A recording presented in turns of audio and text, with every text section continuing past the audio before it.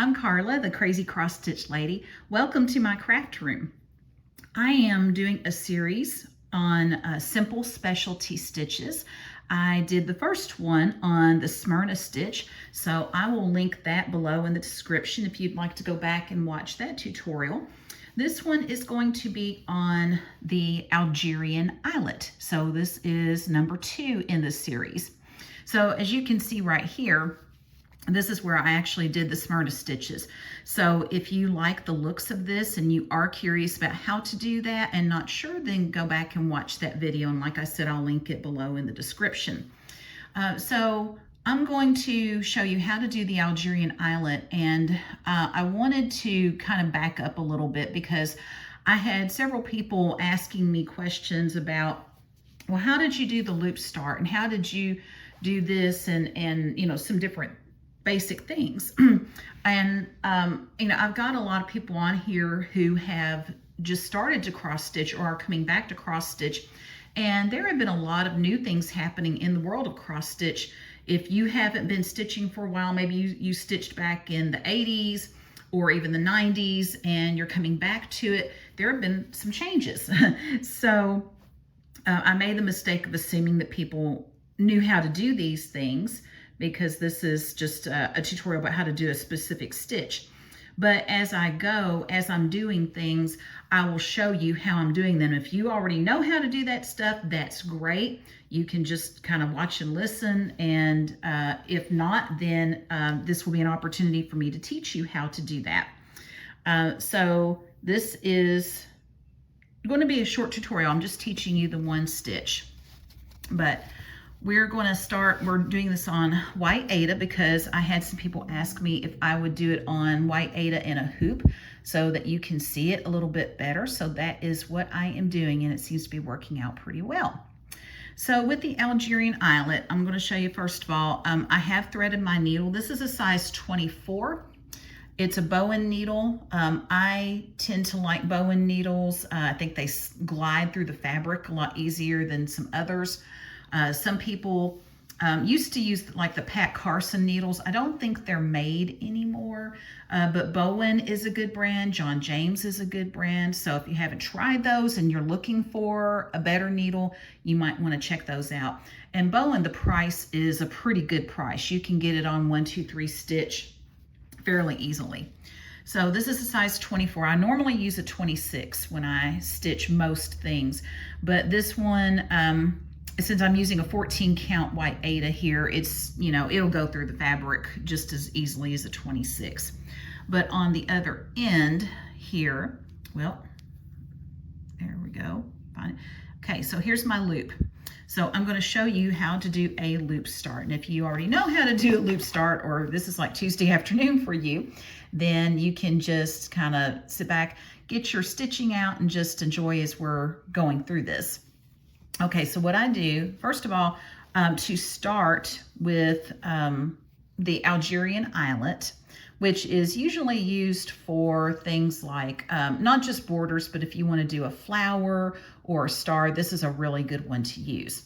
So I'm just going to pick a hole to start in. So let's say I'm going to start, this is going to be my bottom left, okay? So I'm going to, if I don't knock the camera over in the process, so let me see if I can resituate my cord here. I'm having to charge my phone while I'm doing this, and I don't want that in the way.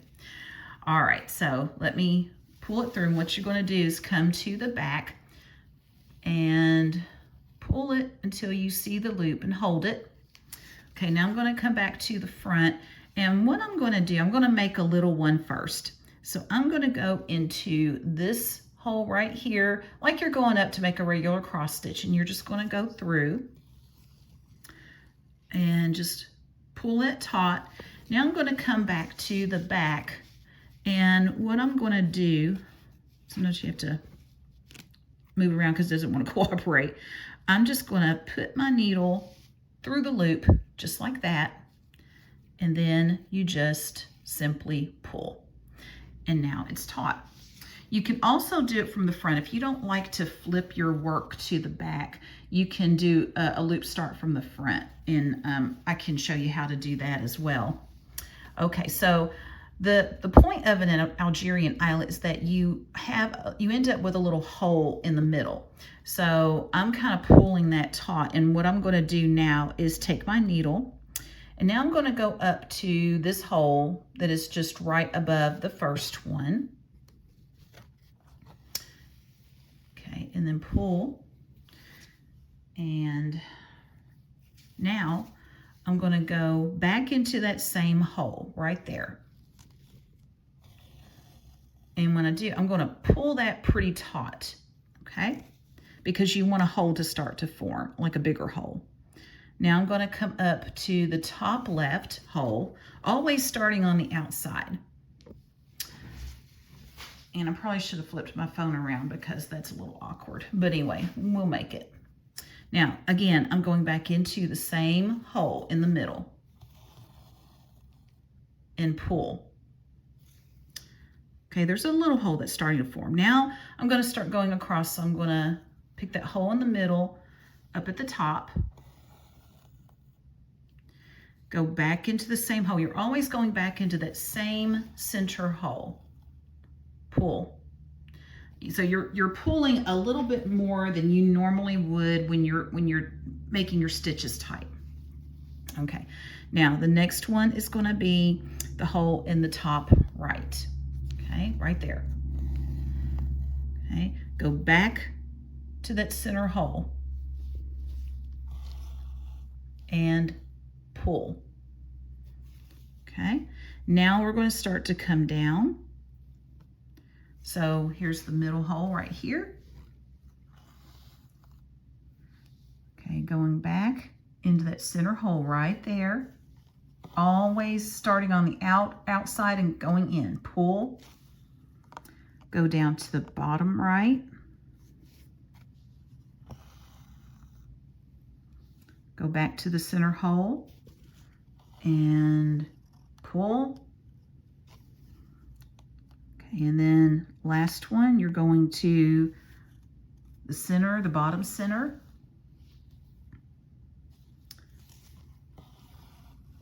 And pull. Okay, so there's a small one. And let's see, let me bring it up. I'm trying not to, it starts to blur. But you should be able to see a little bit of a hole there. It's kind of, this is what it looks like on the back. Okay, so we'll do the bigger one, and then I'll show you how I would end that. Because like, you know, if you're just doing Algerian eyelets, like, well, how do I end my thread? So I'm going to skip over just a couple of spaces here. So I'm going to go to this one. I'm sorry the camera's shaking so much. It's the wire. I have it. Let me pull it over a little more. That might help. I didn't position my camera the right way. You can see this is so professional.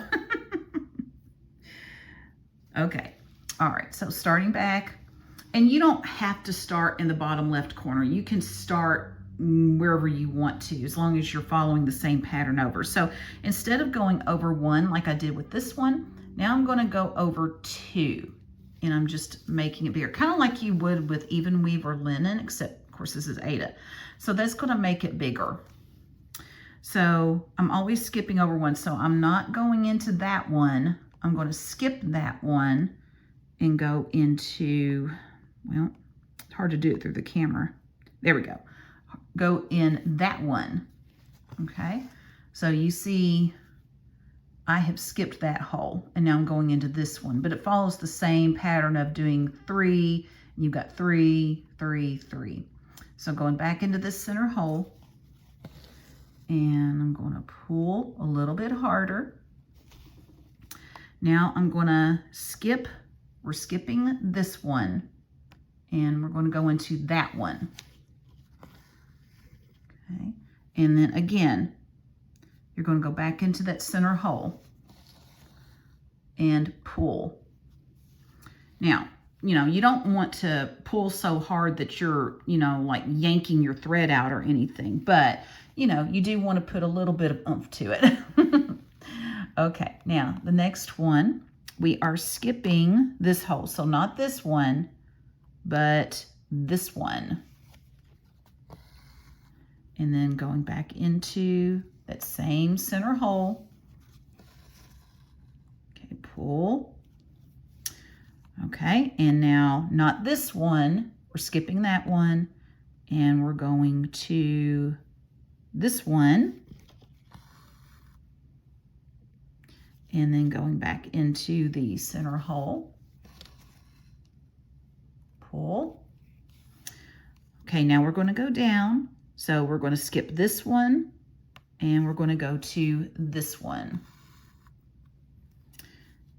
and go back into the center hole, pull. Okay, and then skip this one and go down to this one. Go back into your center hole and pull on that. See how the hole is forming? It's easier to actually see in person than on the video. Skip that one, and you're going right to the center and go into the middle hole and pull. Okay, now you probably can see, you should be able to see the hole that has formed. It's not a huge hole, but there's definitely a hole, more of a hole there. Okay, so that is an Algerian eyelet. And I guess depending on what materials you use, like if you use an even weave or a linen, that might be a little bit softer, or if you use a softer Aida, then you can manage to pull a little bit easier and make the hole bigger. So you can make that hole smaller, as big as you want. Now, if all I've done are Algerian eyelets, how do I end this thing? It would be the same thing with the Smyrna stitch. How do I end it? So I'm going to turn it over to the back so you can see it. Now, what I do, if I have to end right here, and I'm just going to turn my needle a little bit to untwist some of my thread here. I am going to take my needle, and I'm going to stick fairly close to the center so that you can't see it out here. And I'm just going to run it under these two threads and pull it taut. And what you saw there is my nail polish, because I just touched up my nails. Apparently I didn't let them dry long enough. Thankfully, this is just practice material. Okay, so that's something you don't want to do on your actual piece. Okay, so I'm going to do it another time. I'm going to run it under just a couple more and pull, and that should secure your thread. I've run it over under 4. I usually do like 4 or 5, and there you go. Now, I'm going to, like I said, I would show you how to do the loop method starting from the front. So let me get another thread put in here, because this one is, I can save this for later because it's no longer, it's 2 separate pieces now that I've cut it. So I can't do a loop start with that. And with that one, if you're starting with tails, actually, I should show you how to start with tails. I will do it after I show you the loop start in the front. So for those who aren't sure quite how to start different ways, this will be a good opportunity for me to show you. So just give me a second. I will get this ready and slide my needle in. The eye of the 24, of course, is a little bit easier to thread than the eye of the 26, although I've found that I do like the 26 a little bit better now. I've used it now, I like it. Okay, so here we have our loop. So if I want to do a loop start from the front, I would, like they'll go down. Now I don't do it from the front, but if you want to, you can go down. Pull your needle down, and then here's your loop, and come up like you're going to make your first leg of your X. Sorry about the camera, it's not cooperating well. Okay, and then here's your loop. So you're going to run your needle through your loop and secure it. And then what a lot of people do is they will take their needle back through here, and then they'll pull, And if you pull a little bit, it actually pops the loop to the back. And now you've got it. And then they will take their needle and continue with their X. Okay? So now my loop is gone. So I will do that one more time for you if you need to see it. Let me pull it out so we can, well, try to pull it out here. See, it holds pretty well. So it takes a little bit to get it undone. But that's a good thing because that means that you've got a very secure way of holding your floss. Okay, I'll do it one more time just so you can see it again. Let me rethread my needle here.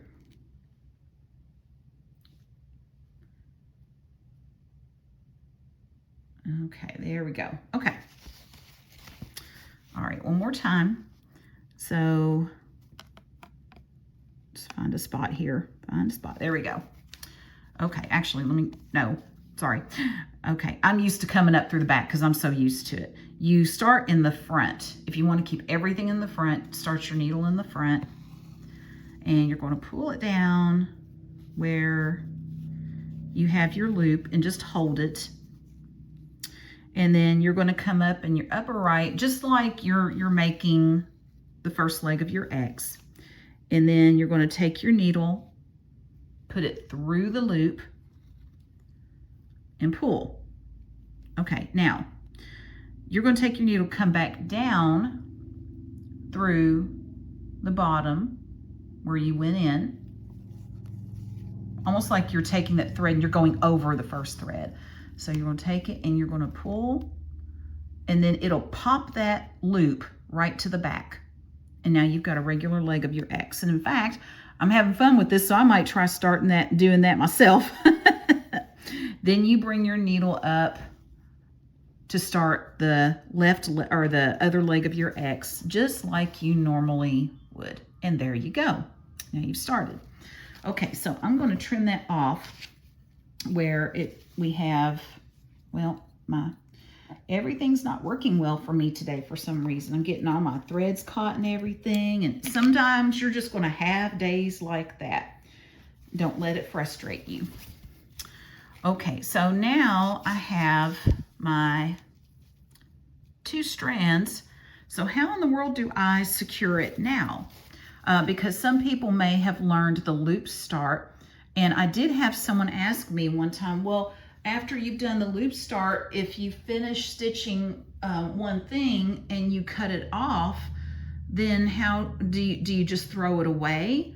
Or if you've got enough thread to stitch something else, I mean, what do you do? How do you start again? So what you do is just come up in one corner, like I was going to start my X, and I'm going to turn it over, and I'm going to pull my thread till I have about that much. I'm going to hold my finger there. Okay, so my finger is still there. And then I'm going to take my needle and very carefully push it through. My needle's going like above my finger right now. And then pull it through. My finger's still holding the floss. Now I'm going to bring my needle up into the bottom right. Okay, now I'm going to turn it over. I haven't pulled it all the way through. And so you want to make sure, you see right now my thread is here, and then I've got the one I'm pulling through right here. So I'm going to pull it through, and it's going to catch that back thread. Now you'll want to stitch a few more stitches, and you just make sure that each time it's catching that thread. So I'm going to stitch for a little bit. So I'm going to do that, and then when I come back up and start to pull it through, before I pull it all the way through, I'm just going to make sure, sometimes it gets a little twisted, but I'm just going to make sure that, see, it's still catching the thread. So just pull it through, and it's still catching it. And so you just do that several times, and then when you finish, what you want to do is, if you have a little tail left, you take that tail and you want to clip it as close as possible, because if you've got that secured by, I usually try to do 5 if I can, 4 or 5 overlappings there, and it's going to secure it. And so then you want to trim it as close as you can, and that keeps your back neat. And the only reason I get particular about my back being neat is that I want to make sure that when I'm finishing it, like if I'm framing it or if I'm doing some other kind of finish, it's going to make it a lot easier and neater, because if you have a lumpy back, not that people are going to see it, but it's just going to make your finish overall when you're trying to keep it lying flat on a piece of cardboard or flat on your foam board or whatever it happens to be that you're finishing with, it's going to be harder to do, and it's going to make it a little more noticeable. And that's the only reason that I like to keep my backs as neat as possible. It just makes finishing a lot neater and a lot easier to do. Okay, so I hope that this has helped you learn the Algerian eyelet, because it is a pretty little stitch and very easy to do. And if you weren't sure how to do the loop start, I've shown you 2 ways to do the loop start, and I've shown you how to start with 2 separate strands. So I hope this has been very helpful to you. Be creative, be blessed, and I will see you later.